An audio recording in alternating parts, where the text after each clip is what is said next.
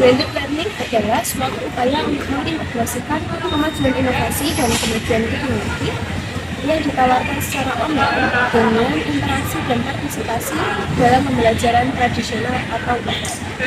Blended learning juga dapat diartikan sebagai kombinasi proses pembelajaran antara pembelajaran tatap muka dan pembelajaran online.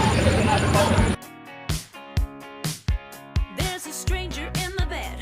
There's a pounding in my head. Glitter all over the room.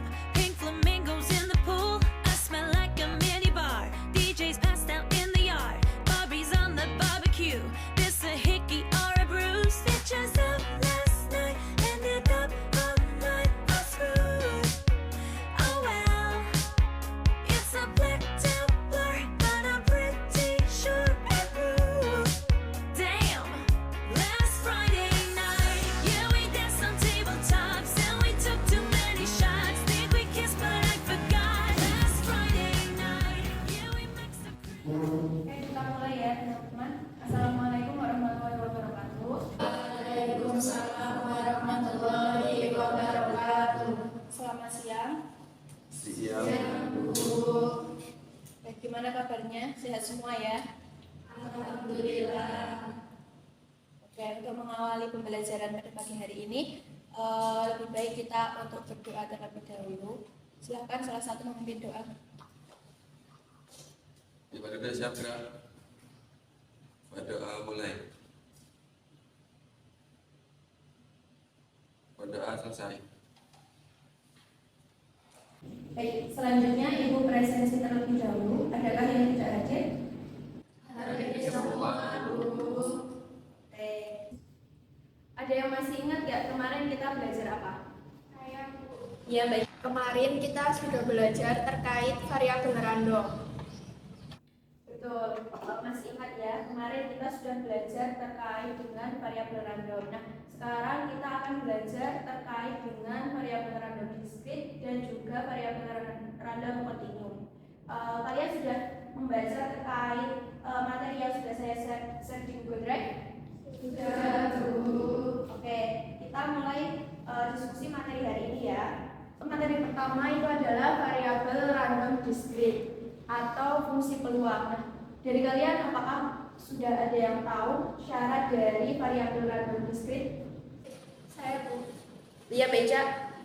Jadi suatu fungsi itu dikatakan sebagai fungsi peluang jika memenuhi dua syarat. Syarat pertama, fx-nya lebih dari sama dengan 0. Syarat kedua, integral fx dx dengan batas min tak hingga sampai tak hingga itu sama dengan 1. Oke, dari teman-teman yang lain apakah ada yang ingin menjawab? Saya, Bu. Fungsi disebut fungsi peluang ada dua. Yang pertama, fx lebih dari sama dengan 0 untuk semua x. Yang kedua, sigma x fx sama dengan 1. Ada lagi yang mau berpendapat? Oke, ada dua pendapat ya dari Mbak Ica itu.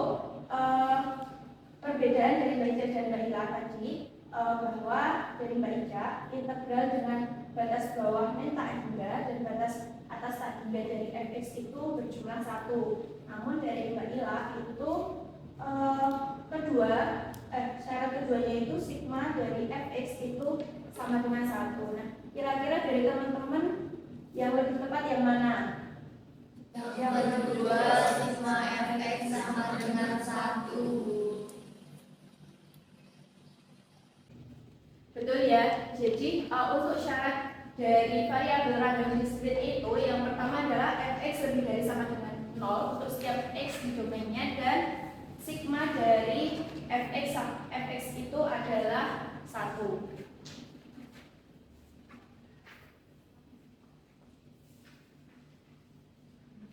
Nah, itu adalah syarat sebuah fungsi disebut fungsi peluang atau variabel random discrete. Mbak Ica, apakah sudah jelas? Sudah, Bu. Oke, selanjutnya kita masuk ke contoh soal ya. Misalkan fx adalah fungsi dari variabel random x yang didefinisikan sebagai x per 6 untuk x sama dengan 1, 2, dan 3 dan 0 untuk x yang lain. Buktikan bahwa fx merupakan fungsi peluang.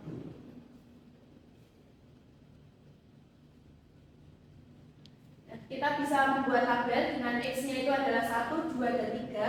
Kemudian Fx-nya kita masukkan menjadi 1/6, 2/6, dan 3/6.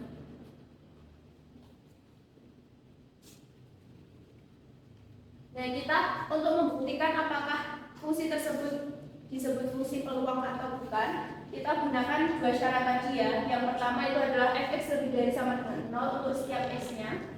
Nah, berdasarkan tabel tadi dapat dilihat bahwa semua nilai fx-nya itu positif. Jadi untuk syarat pertama terpenuhi. Nah, kemudian untuk yang kedua, syarat kedua adalah sigma dari fx adalah 1. Nah, untuk x-nya dengan x1 dan x-nya 2, x-nya 3 itu kan 1/6, 2/6, dan 3/6. Jika dijumlahkan adalah 6/6 yang sama dengan 1. Jadi terbukti sigma dari fx itu adalah 1. Karena syarat pertama dan syarat kedua itu terpenuhi, jadi fungsi tadi itu disebut dengan fungsi peluang atau variabel random discrete. Izin bertanya, Bu. Silakan, Mbak Ira. Jika ada soal yang memuat nilai variabel x-nya itu adalah angka yang tidak urut, misalnya diketahui variabel random x sama dengan 1, 3, 5, 7. Lalu untuk penulisan sigma dalam fungsi peluangnya itu bagaimana ya, Bu?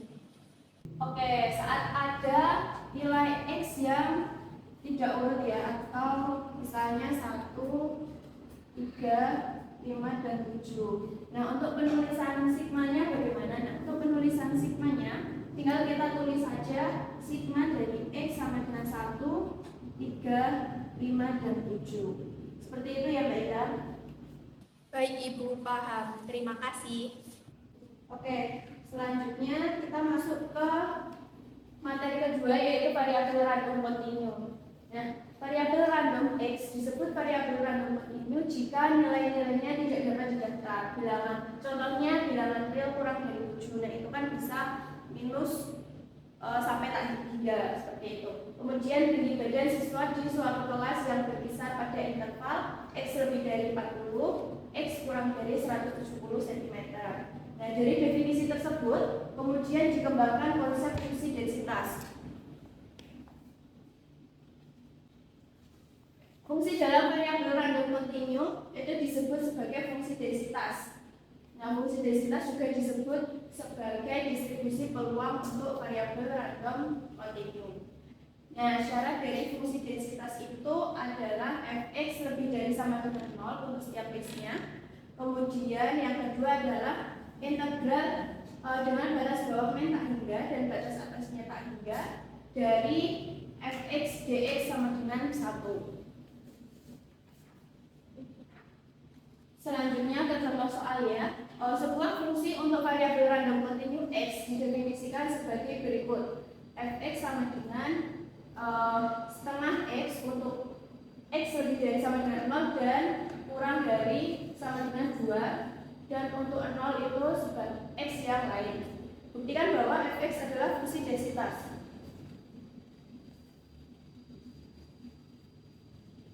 Oke, untuk membuktikan fungsi tadi sebagai fungsi densitas, maka kita gunakan syarat-syarat dari fungsi densitas, yaitu yang pertama adalah fx lebih dari sama dengan 0 untuk setiap x di domainnya. Kita tadi kan x-nya itu lebih dari sama dengan 0 dan kurang dari sama dengan 2. Jadi kita bisa menentukan nilai x-nya itu adalah 0, 1, dan 2. Sehingga untuk x-nya 0 adalah 0, untuk x-nya 1 adalah setengah, untuk x-nya 2 adalah 1. Berarti dari fungsi-fungsi tersebut terlihat bahwa nilainya itu tidak ada yang negatif. Jadi untuk syarat pertama terpenuhi. Kemudian untuk syarat kedua adalah integral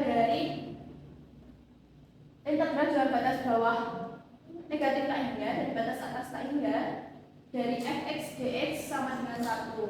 Tadi kan fx-nya itu setengah x, jadi kita masukkan. Kemudian dengan batas intervalnya adalah 0 kurang dari x lebih dari sama dengan 0 kurang dari sama dengan 2. Berarti kita masukkan dengan menjabarkan integral dari men tak hingga, batas bawah men tak hingga dan batas atasnya tak hingga dari fungsi setengah x dx. Kita peroleh integral dari dengan batas bawah men tak hingga, batas atas 0 dengan fungsinya 0 karena di batas itu kita x yang lain ya, sebagai x yang lain, jadi kita tuliskan 0. Kemudian untuk integral 0, batas bawah 0 dan batas atas 2 itu kita masukkan fungsinya yaitu setengah x dx, dan untuk batas bawah 2 batas atas tak hingga kita masukkan 0 sehingga kita peroleh 1. Karena dari fungsi pertama, syarat pertama dan syarat kedua itu terpenuhi, maka fx merupakan fungsi densitas. Dari contoh soal tersebut ada yang ingin ditanyakan? Baik, dari materi hari ini, adakah yang bisa menjelaskan perbedaan dari variabel random discrete dan variabel random continue? Silahkan Mbak Ila. Jadi, saat ada variabel random x yang terdiri dari nilai-nilai yang dapat dihitung atau tercacah, misalnya x sama dengan 1, 2, 3, 4, dan 5, maka disebut variabel random discrete atau fungsi peluang. Dan penyelesaiannya juga harus menggunakan syarat fungsi peluang variabel random discrete.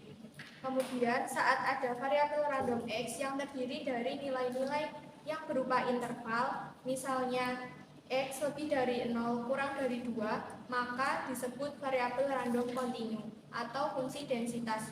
Dan penyelesaiannya juga harus menggunakan syarat fungsi densitas variabel random continue. Oke, terima kasih penjelasannya Mbak Ila. Betul ya, dari penjelasan Mbak Ila tadi. Apakah dari teman-teman sudah jelas dari penjelasan Mbak Ila tadi? Sudah, Bu.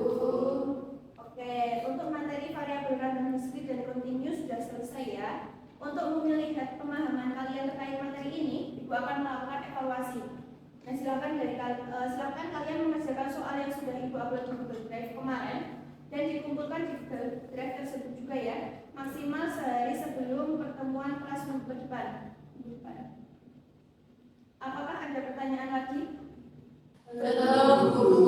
Oke, jika tidak, mari kita tutup kelas hari ini dengan berdoa. Satu bisa dipimpin berdoa. Berdoa mulai. Berdoa selesai. Baik, terima kasih semuanya. Sampai ketemu lagi di kelas minggu depan. Jangan lupa kerjakan kuisnya. Saya akhiri. Wassalamualaikum warahmatullahi wabarakatuh.